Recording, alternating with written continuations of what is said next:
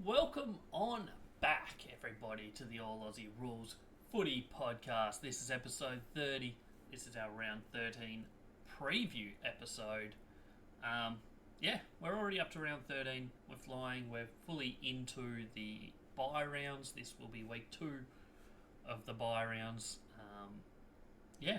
Let's jump straight into it. As always, start with some latest news. We'll jump into the previews and finish off with the tips. Don't forget, on the YouTube channel this week, there are 2 mid-season review episodes going live. One went live yesterday on Tuesday. No, it went live on, Tuesday or Wednesday. That was the Fremantle mid-season review. And then on Friday, we're going to have the Port Adelaide mid-season review going live. Those 2 are exclusive to the YouTube channel. As always, this is the round 13 preview, which goes live on Spotify and YouTube every Thursday.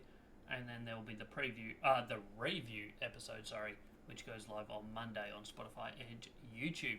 So check all of them out. As always, there's also Twitter, there's Instagram, there's TikTok, and there's Facebook. Plenty of content over on all of those, so check me out. It's all Aussie Rules on all of them, so check me out there.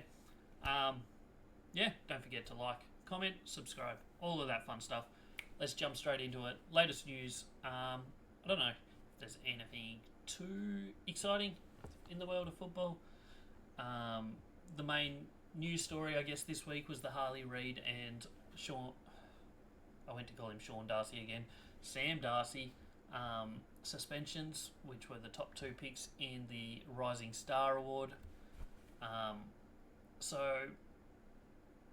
It was guaranteed to be Harley Reid was going to be Rising Star pretty much up until the weekend. Darcy definitely, probably, almost certainly would have been second. So now it drops down to third, basically. We might have a look over the next week. We might try and get at an episode looking, or at least part of an episode looking at the probably everyone else that's been nominated so far this year. A look at where they all are and who we think's going to win. So we'll try and do that over the next maybe 7 days or so. Other than that, I don't know if there's anything too exciting in the world. This week's byes, obviously, Fremantle and Port Adelaide. Fremantle go into the bye off a great win, whereas Port Adelaide go into the bye off a poor loss. So, differing feelings for both of those 2 teams. Let's jump now into the first game, straight into it. Thursday night football at Adelaide Oval again. So Adelaide Oval 2 weeks in a row for Thursday night football. Last week was Port Adelaide Carlton, which was billed up as a good game. Both teams were top 8-ish, there or thereabouts, and was a good game. This one, Adelaide Richmond, certainly not 2 top 8 teams. Adelaide sitting 14th on the ladder, Richmond 17th. What to make of this, I don't know. Adelaide's last 5-6 weeks hasn't been bad, but then they occasionally play a game like they did on last weekend, where they were not ever in the game against Hawthorn, which was a bit disappointing on their behalf.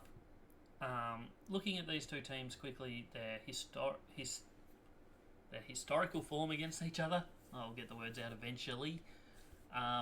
So last year they did play at Adelaide Oval. Adelaide lost it to Richmond by 32 points. Obviously, Adelaide didn't have a great season last year, but neither did Richmond, so I guess a 32-point loss is not great at home for Adelaide. 2022, they also played at Adelaide Oval. Adelaide won that one by 19 points. They tend to only play each other once per year. Last time they played each other twice in the same year was 2018, which was also the last time that they played each other in Melbourne, so they do tend to play in Adelaide a lot. The 2 previous times at Adelaide Oval, 2020, Richmond won that one by 44 points, and 2019, Adelaide won it by 30-odd points. So, history doesn't tell us much. They kind of rotate who wins. Going by that, I guess Adelaide maybe. Having a look at the differences in the 2 teams, how they play football. They're not too dissimilar in a lot of ways, but obviously Richmond just due to injuries and due to some other stuff just have not been able to play great football. As you can see, they only average 64 points a game, whereas Adelaide score well and defend pretty well for a team that's 14th. They average 83 points for 77 against, so that's a decent ratio right there. Their only issue is they just aren't winning games, certainly not often enough.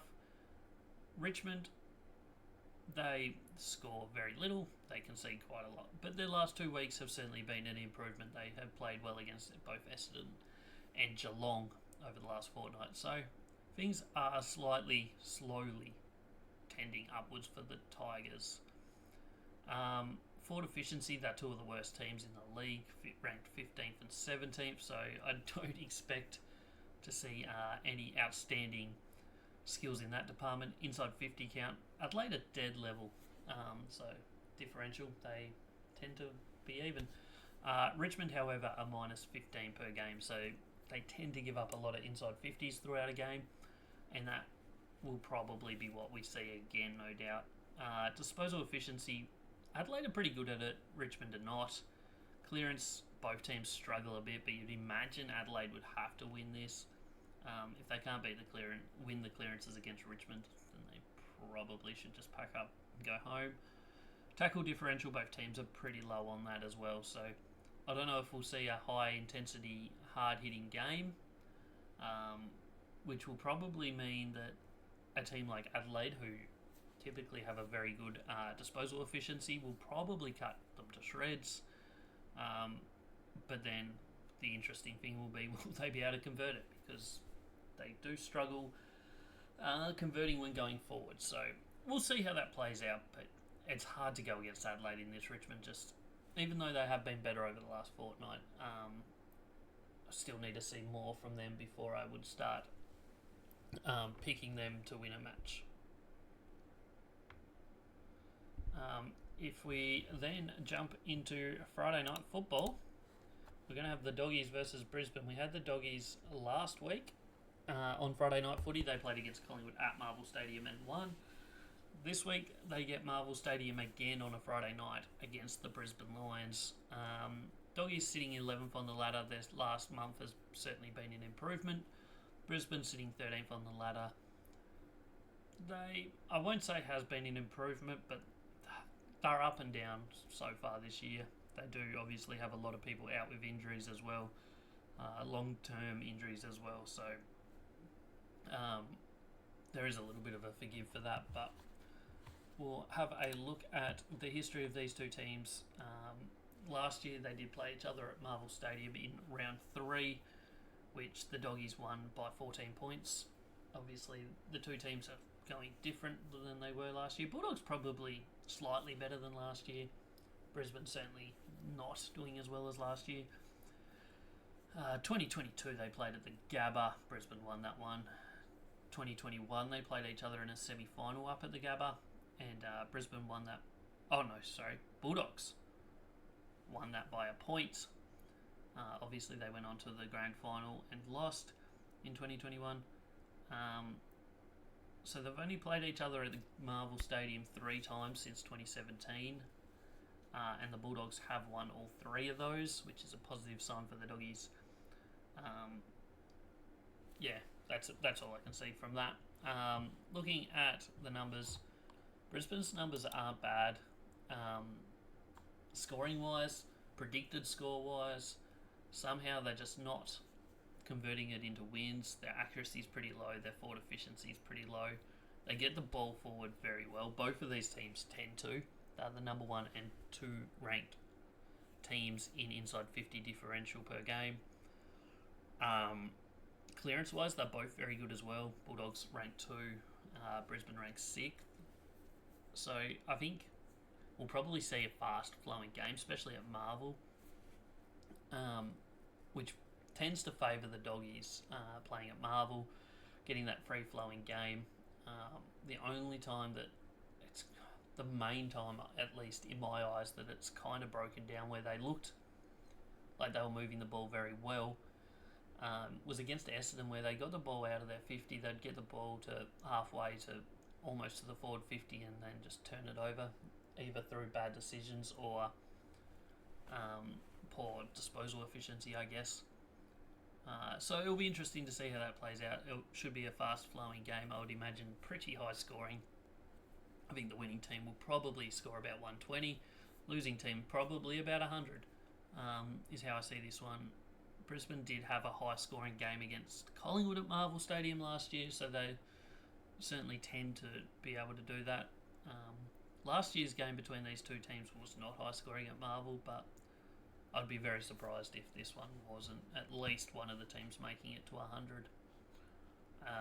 Hard to tip against the Bulldogs based on current form, and I think the Bulldogs are actually quite a decent team.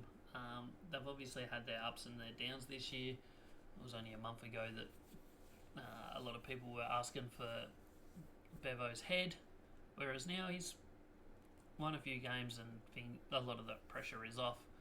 I think if they can just work on that consistency week to week, there's no reason that they can't finish top 4, in my opinion. So now we move on to the Saturday games. First up, at Utah Stadium in Launceston, we have Hawthorn and GWS. Hawthorn's form obviously is outstanding. They've won 4 of their last 5. They're sitting 12th on the ladder after a rocky start. They've certainly come good over the last month or so. GWS are the exact opposite. They're 2 and 3 over the last 5 weeks and certainly struggling a fair bit. Looking at the history of these two teams, they haven't played at Utah Stadium since 2017, which was a draw, 97 apiece, but that was, 7 years ago now, so I don't know how much significance that will have on this game. GWS, of course, have played down in Launceston since then. They played a final in 2021 against Sydney, which I believe they won by less than a kick, if my memory serves me right, which who knows if it does or not. Looking at last year, they played each other twice. One of them games was in Gather Round over in Adelaide, which GWS won by 2 points. The other one was GWS home game at NG Stadium, which GWS also won, that time by 13 points. 2022 they played at NG Stadium again. GWS won that one by 22 points. So you're going to go back to 2021 at the MCG for the last time Hawthorn won a game in this matchup, and that was by 18 points. So GWS do kind of have the record over them of late, but they've only played at the MCG once since COVID. So hard to say in that sense. Obviously, Hawthorn play Utah Stadium very well. They kind of started their run of good form down at Utah Stadium against St Kilda. It's kind of where their form turned around a fair bit. Like, they started to show something. So I wouldn't be surprised to see them do really well in this game. And GWS, even though they got their win last week, I'm not convinced they're fully back just yet. Looking at some of the stats from this game, or going into this game, obviously GWS are the better attacking team, averaging 91 points a game. Hawthorn's numbers over the last month, though, certainly look a lot more respectable than what their record over the whole season looks. Forward efficiency, both teams are pretty similar, really. Not too much difference. Inside 50 differential. This is kind of the area where GWS probably lack the most, is their forward efficiency. Not their forward efficiency, sorry. Inside 50 differential. They don't tend to win it often, whereas Hawthorn do. So I think Hawthorn are going to get the ball forward plenty of times. GWS rely on their defence and their backline's ability to win the ball and turn it over, get the ball moving and flowing through the middle typically, and hitting a target and using that once they go forward. Clearance differential, once again, GWS aren't great at it. Hawthorn also aren't overly good either, but GWS are ranked 16th at clearances. Big difference between these two teams. GWS are the 5th best tackling team, whereas Hawthorn are the 18th best. So that kind of tells you that that might be an area where GWS try to really bring the heat to Hawthorn, but Hawthorn's pressure rating, their ability to sustain pressure, has also been way up over the last 4 or 5 weeks. So I don't think that will affect them too much. It's going to be about whether GWS's defence can hold up to the amount of inside 50s that Hawthorn get, because I would imagine, based on what we've seen, that Hawthorn will probably end up with more inside 50s than GWS in this match. Whether that transpires or not, I don't know, but that's how I see it, at least on paper. Next game up is Saturday afternoon over in the West. We got West Coast Eagles hosting the North Melbourne Kangaroos. This is almost the battle for bottom spot. It's not quite. Richmond's in between them, but West Coast sitting 16th, North Melbourne sitting 18th. Is this North Melbourne's chance to get a win? I'm not convinced. They do have the repeat match later on this year where West Coast go down to Melbourne to play North Melbourne, so we'll see how that transpires for them. But at the moment, West Coast, you'd think, win this. A month ago they looked quite good. The last few weeks, maybe not so much.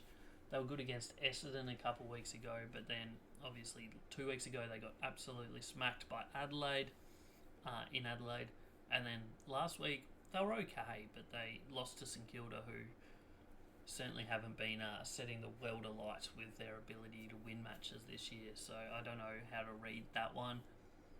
Historically, these two teams, they played each other twice last year. Once at Optus, which West Coast won that one by 5 points, and they played at Marvel Stadium as well, which North Melbourne won that one by 5 points. So last year, home team won by 5 points both times. 2022 they played at Marvel, North Melbourne won that by 15 points. 2021 they played over in the West, and North Melbourne won that by 10 points. So West Coast won the last one. The 3 before that were won by the North Melbourne Kangaroos. Reading into that, I think you have to go West Coast. They've shown a lot more than North Melbourne so far this year. You look at the numbers. West Coast are ranked 16th for offence and defence, but yet they score 4 more points per game than Kangaroos and concede about 22 points less than the Kangaroos. So how you read that, I don't know. It's either going to be a low-scoring game where neither team can score, or it could well be a high-scoring game where both teams score massively. There have been a couple of times where West Coast have scored really well over in the West, namely the game against Richmond and also against Fremantle. So when they're playing at Optus, they can tend to be okay at scoring alright. So I wouldn't be surprised to see them score around about that 100 mark. Kangaroos rely on their accuracy, is the only reason that they score 66 points a game. If they kicked more around about the AFL average, that scoring per game would drop down to almost in the 50s, I believe. So not great reading for them. Inside 50 differential, this is the 16th and 18th ranked team. They're both terrible at it. North Melbourne a lot worse than West Coast, though. Disposal efficiency, Kangaroos are pretty good at that, but it's due to the fact that they play a lot of uncontested football, which tends to skyrocket your disposal efficiency. Clearance differential, both teams are pretty average. Kangaroos are ranked 13, West Coast ranked 15th, and tackle differential, Kangaroos ranked 16th and West Coast ranked 17. So I don't think this is a game that is too exciting to many people to watch. It's hard to see West Coast losing it, but strange things happen sometimes in football. But I'll be definitely going with the West Coast Eagles on this one, I believe. The final Saturday game is St Kilda hosting Gold Coast on Saturday night at Marvel Stadium. as you can see, St Kilda 15th on the ladder. Gold Coast are sitting 8th on the ladder. Both teams coming off a win last week. Good wins for both, I guess. Technically, St Kilda went over to Optus Stadium and beat West Coast.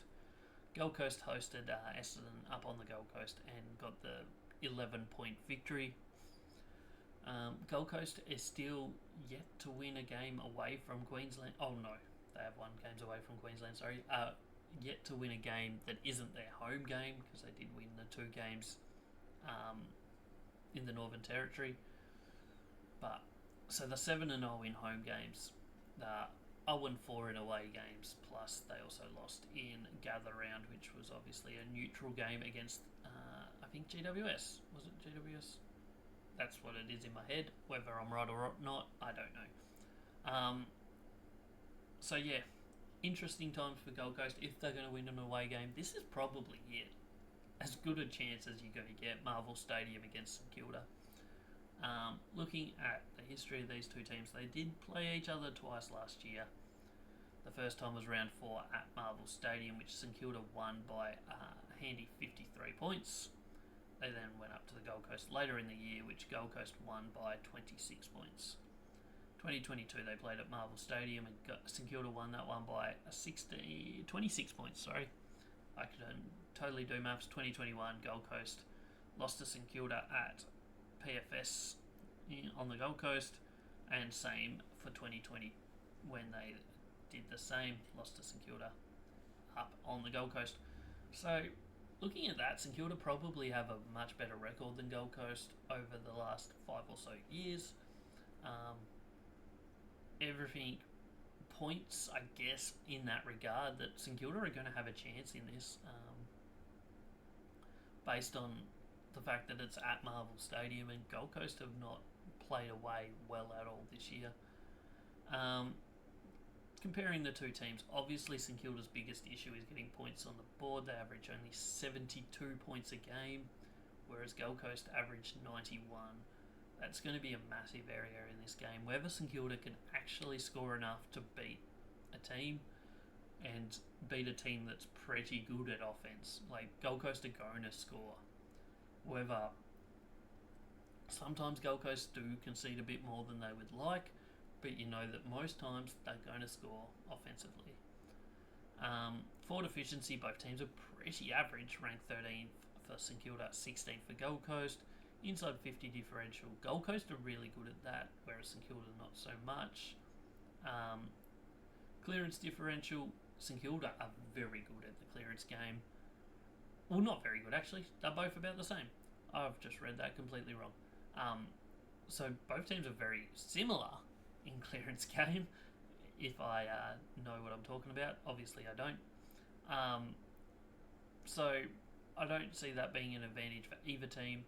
And then you look at the tackle differential, and I guess Gold Coast are probably the better tackling team out of these two. Both play a very similar amount of handball to kick ratio. So if St Kilda are going to have a chance to beat a team that's in the top 8, obviously they did beat Collingwood earlier this year, who are currently not in the top 8.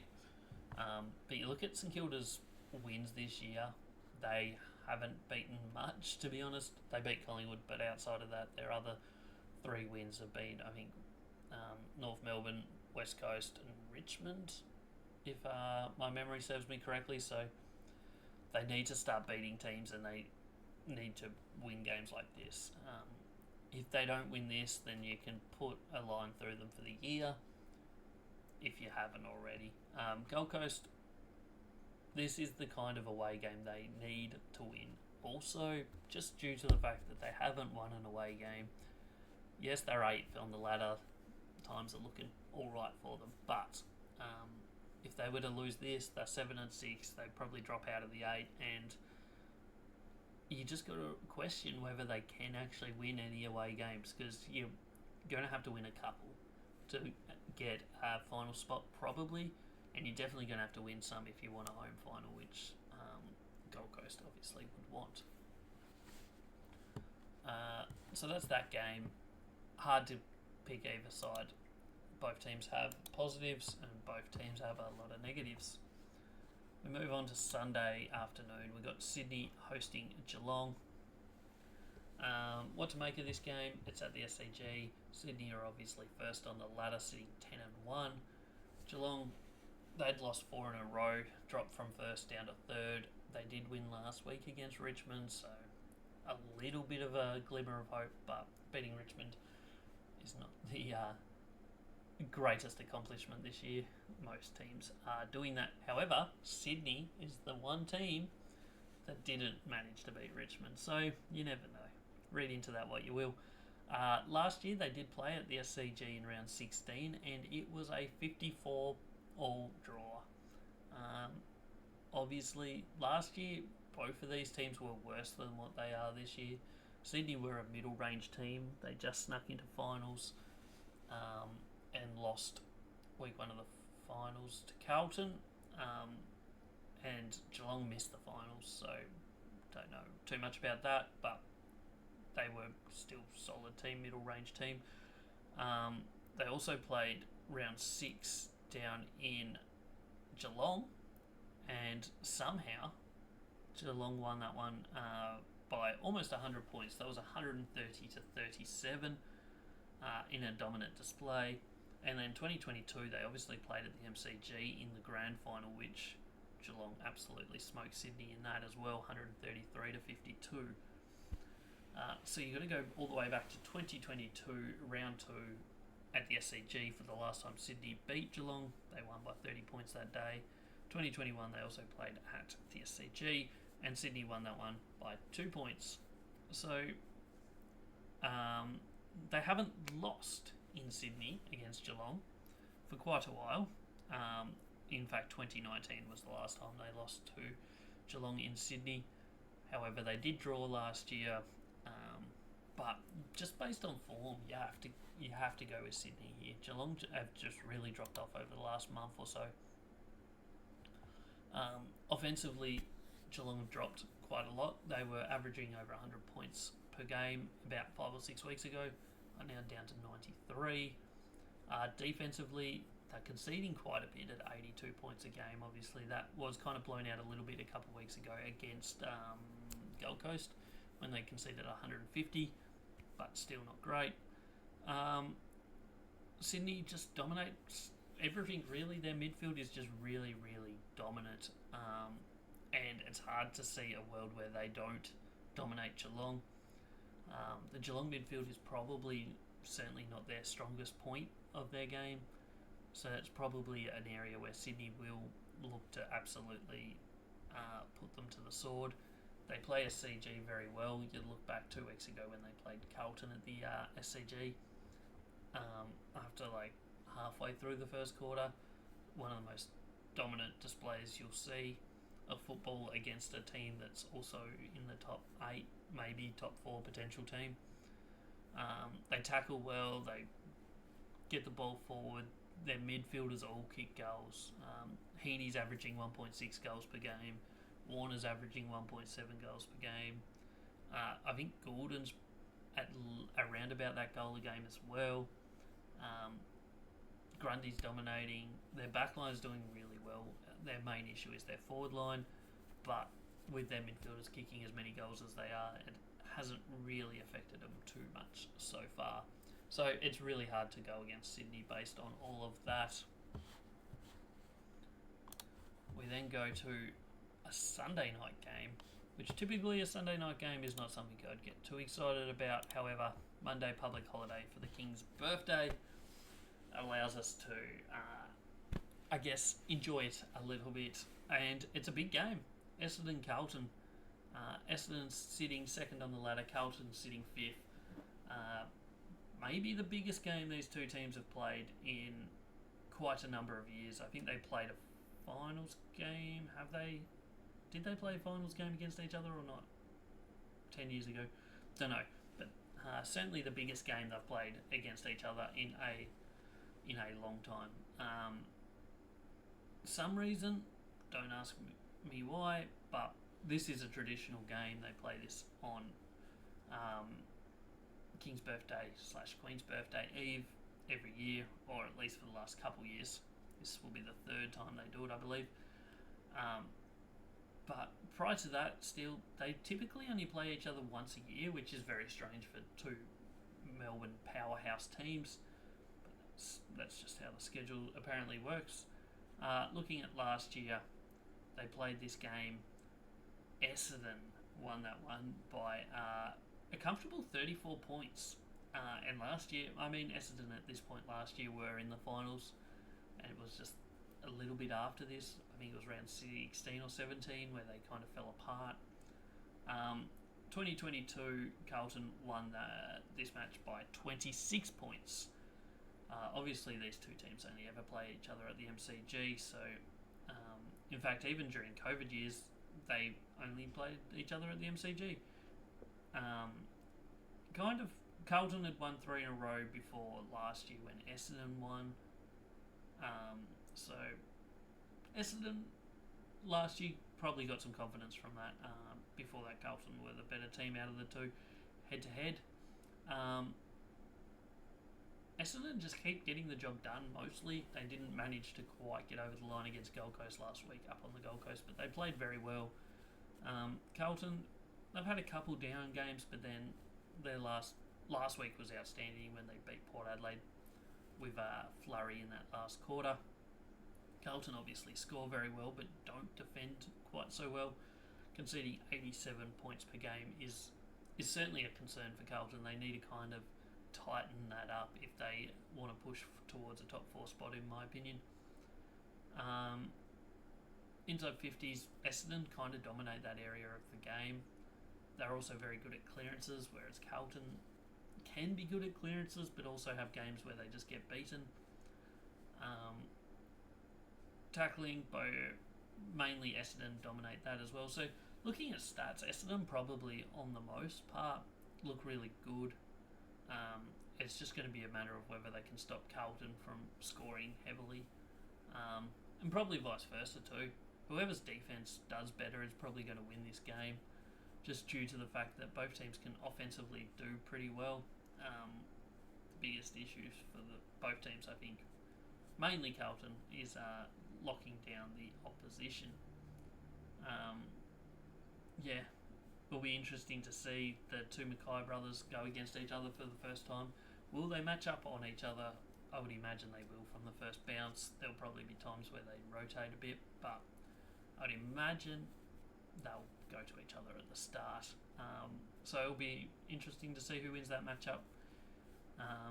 Whether Charlie Curnow can get off the leash a bit as well. I would imagine he'll be looking to kick probably 4 or 5 goals, and if he does, they'll be very hard to beat. I almost know how to speak. One final game of the round. It's the King's Birthday Monday game. Collingwood, Melbourne at the MCG. Collingwood 9th on the ladder, 6 wins, 4 losses, 2 draws. Melbourne 7 wins, 5 losses to sit 10th on the ladder. What to make of these two teams, I don't know. Collingwood, I think, are still one of the better teams in the league when they're fit and healthy. They're struggling a bit to keep people in the park, and it's costing them games. However, Nick Dacos is absolutely carrying this team and almost getting them over the line most weeks. As for Melbourne, they're hit and miss. Their best is very good. They're almost turning into the Western Bulldogs. I think you just can't predict what they're going to do. One week they'll come out and they'll be very good, and then the next week they'll go out and they will play one of the worst games of football of the last decade, like they did last week against Fremantle. They were absolutely atrocious. So, who knows? Historically, these two teams last year obviously met in the qualifying final, which Collingwood won by 7 points. I think they were about 20 points up in the last quarter, and Melbourne came home, didn't quite get there, so Collingwood won that one. Vice versa, in the King's Birthday / Queen's Birthday game last year, Melbourne won it by 4 points. Melbourne were up by, I think, must have been 16 points with about a minute or 2 to go. Collingwood kicked a couple goals, couldn't get the third though to win it. 2022 they played each other twice. Collingwood won the first one in round 13 by 26 points, and then they won the second one by 7 points. So they've won 3 of the last 4. Read into that what you like. I don't know if it means too much. Obviously, the Collingwood team is very different from all of those matches, being that they've got so many out at the moment. Offensively, Collingwood are slightly better. Defensively, Melbourne are slightly better. Well, quite a bit better. Forward efficiency is the main area that Collingwood are very good at. They don't do too great at inside 50 differential, but they do manage to score a lot. Or at least get lots of shots on goal. Whether they convert them or not is a different story. Melbourne, their inside 50 differential isn't great either, but they don't get a huge amount of shots off. They just kind of convert, I guess, slightly better. Collingwood is, I think, the worst disposal team in the competition. It's probably their biggest flaw. They don't turn the ball over from it. They just kind of kick to 50-50s a lot more than most other teams. The Collingwood turnover game is their biggest selling point. They win the turnover game almost every week, but they just kind of make some bad decisions with their disposal, which don't directly lead to turnovers, just lead to 50-50 plays that either eventually turn the ball over or cause stoppages, which, as you can see, they're ranked 10th in the league, so they're not the best team at clearances. Melbourne, though, are worse. They're ranked 14th. So it'll be interesting to see, because Nick Dacos over the last month has really bumped up his clearance work game, so he might be hard for the Melbourne midfield to stop. However, they do have some big bodies in there that will probably put a bit of pressure on him in that regard. Tackling, Collingwood are ranked number 1 and Melbourne are ranked 8th, so 2 pretty good tackling teams. My tip in this one could go either way. It will probably change 6 times between now and Monday. I think Melbourne probably should win, but it's hard to tip them based on what we saw from them last weekend. So that is the 8 games that are being played this King's birthday weekend.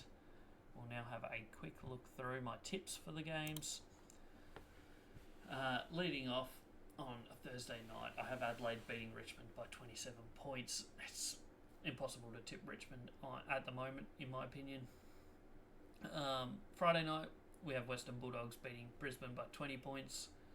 Brisbane are playing solid football without doing enough at the moment. This is my first upset, I guess. Hawthorn beating GWS down at Utah Stadium. Hawthorn play very well down there. GWS have been a little bit down on form of late. I might change my tip in this one before the end of the weekend, but at the moment I'm going with Hawthorn. However, reluctantly. West Coast over North Melbourne by 25 points. I just can't tip North Melbourne. No way could I tip North Melbourne. They're 0-11. And there's a chance that they won't win a game this year. St Kilda to beat Gold Coast based on the fact that it's at Marvel, based on the fact that Gold Coast haven't won an away game. I think we just go St Kilda. I'm not confident, but that's where we're going. Sydney to beat Geelong by 15. It could be more. It should probably be more based on what we've seen from both teams. Sydney coming out of the bye will be interesting, but Geelong just have not been playing their best football over the last 5 weeks. Carlton I have by 10 points over Essendon. This is another game that could go either way. I just think Carlton are a slightly better team, and based on that I'm going with them. And then on Monday, King's birthday game, Collingwood-Melbourne. I've got Melbourne winning by 4 points. But as I just said, I could change this tip 6 times between now and then. It'll be interesting to see the teams when they're announced. Collingwood obviously still don't have many coming back in yet. Melbourne, will they swing the axe? Will they be, after last week's performance? Who knows? Will they bounce back? Who knows? But I've gone Melbourne by 4 points at the moment. that is everything from round 13. Once again, don't forget to like this video. Don't forget to comment. Let me know how my tips will go. Let me know if I've done any terrible tips there. Obviously, my tipping this year has not been great. Don't forget to also subscribe, whether you be on Spotify or YouTube. Make sure you subscribe, get the latest on all my videos. There's at least 2 going up each week for the podcast, plus some bonus material through these mid-season buys and whatnot. Also, all my social medias, I'm all Aussie Rules on all of them: Twitter, Instagram, TikTok, and Facebook. Also, as I said, the mid-season reviews are going live each and every week at the moment during the buys. We had 4 last week. We've got 2 this week. Fremantle came out today, or yesterday, sorry. And then Port Adelaide one will be going live on Friday. So don't forget to check all of them out. I appreciate you for tuning in, listening up. Don't forget to interact in every way you can. Share it with a mate. I appreciate you all for being here, and I'll see you on the next one.